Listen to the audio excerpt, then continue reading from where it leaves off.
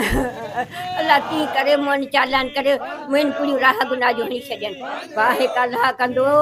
police वारनि खे खणंदो गर्क गाॾी सॼी मुंहिंजी गर्क थींदी अल्लाह कंदो गर्क सॼी गाॾी गर्क थींदनि अल्लाह रसूल कंदो मूं रनड़ी जी इहा दुआ आहे ऐं बेवा रनड़ी आहियां मुंहिंजी रब शरा कंदो मुंहिंजी रब शरा कंदो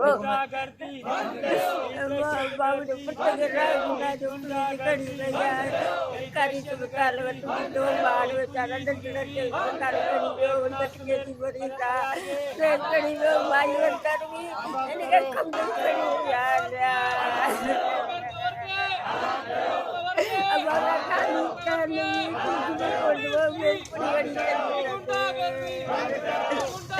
अञा त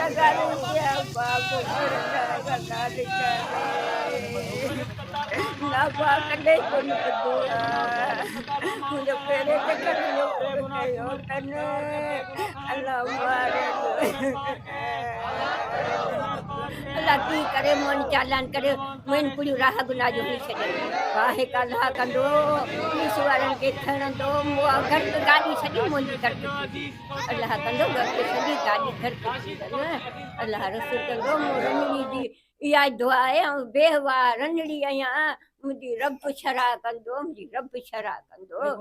बेगुनाह चालान कयो अथनि बेगुनाह बेसबब न बा कुझु बि नशो कोन करे मुंहिंजो पुटु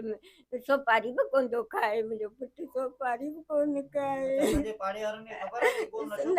सॼे पाड़ो गवाही ॾींदो मुंहिंजो पुटु कुझु बि कोन करे न न न को नशो न को पतो कुझु कोन थो हलाए का शइ कोन थो हलाए भाउ का शइ कोन थो हलाए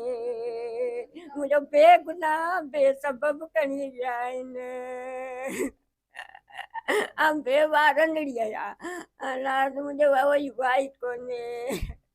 असां अस्पताल वियासीं बि मुंहिंजी नंढड़ी इलाही बीमार हुई झटके जी मरीज़ आहे असां अस्पताल वियासीं पियो हू मूंखे अंदरि छॾे पाण ॿाहिरि बीठो हो जेसिताईं आउं निकितसि तेसिताईं खे खणी विया हलिया असां घणी रड़ियूं कयूं हुन झलियो कयो असां घणी रड़ियूं कयूं सही कोन ॾिठनि बेगुनाह खणी विया न को मुंहिंजो मुड़ुसु नशो करे न को छा मज़ूरी करे पंहिंजो खाए पंहिंजो कमाए बेगुनाह कमु 12 बजे हितां सर सेवल मां जी नंढी झटको आई सभु एक्सरे थियनि सभु पिया न एक्सरा कढाइनि दवाऊं वठंदा आहियूं कोरस बि वञण जो 3 साल जो जी न पुलिस वारनि पोइ तव्हां गाॾी वाॾी कयूं हुननि छा चयो हुननि चयो बसि सुबुह खां आसरो पिया ॾियनि अचे थो नमाज़ पढ़णी विया को लॻे थो नमाज़ पढ़णी विया निकितो ई कोन्हे मस्जिद मां अचे थो करे वञी राति थी वई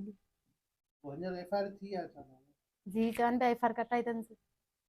चालान करे छॾियो अथनि मैनपुर जी 1100 मैनपुर जी न कॾहिं बि न सोपारी कोन खाए